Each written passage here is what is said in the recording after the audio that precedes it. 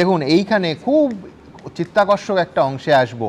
আমার মনে আছে সিঙ্গুর আন্দোলনের সময় এবিপি আনন্দে আমরা বহুজাতিক সংস্থা এসি নিয়েলসনকে দিয়ে, তখন তারা সার্ভে করতেন, এখন করেন না, একটা বিরাট সার্ভে করিয়েছিলাম। কোনো নির্বাচন ভোট আসনের সঙ্গে কোনো তার যোগ ছিল না, সিঙ্গুরব্যাপী এবং রাজ্যব্যাপী বিরাট বিপুল স্যাম্পল সাইজ এবং পেশাদার সমীক্ষকদের দিয়ে।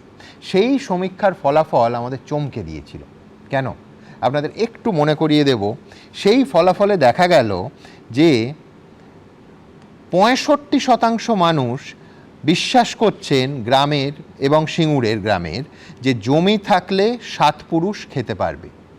61% মানুষের মতে কারখানা হলে বড় লোকেরা বেশি সুবিধে পায়। 72% মানুষ মনে করেছিলেন তখন ওইখানে ওই 2006, 7, 8 ওইখানে দাঁড়িয়ে 72% মানুষ মনে করেছিলেন যে উর্বর জমিতে কিছুভাবে কোনো শিল্প কারখানা যত কর্মসংস্থানই হোক সেটা তৈরি করা উচিত নয়। 59% মানুষ মনে করেছিলেন যে কলকারখানায় আসলে বিরাট চাকরি বাকরি হয় না, নেতারা মন ভোলানোর জন্য এইসব কারখানা গড়ার কথা বলেন। কিন্তু এইবার আমাদের দায়, কাহানি মে টুইস্টটা এই জায়গায় যে এই সমীক্ষায় দেখা গেল যে মানুষেরা একেবারে স্পষ্টত কৃষির বদলে শিল্প চাইছেন, তাদের মধ্যে 79% শিল্প চাইছেন নিজের জমিতে নয়, প্রতিবেশীর জমিতে।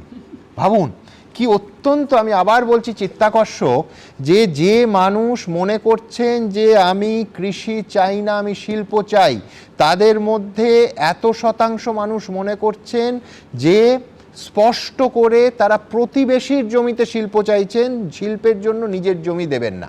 আমার পরের বক্তা শুভময় মৈত্র তথ্যের মানুষ, এই তথ্য কি কোথাও প্রমাণ করে না যে সিঙ্গুর হোক কিংবা সিঙ্গুরের বাইরে বাঙালি মুখেই যতই শিল্প করুক, আসলে সে চায়, মানে রূপক অর্থেও ধরতে পারেন যে শিল্পের কারখানাটি হতে হবে নিজের নয়, প্রতিবেশীর জমিতে।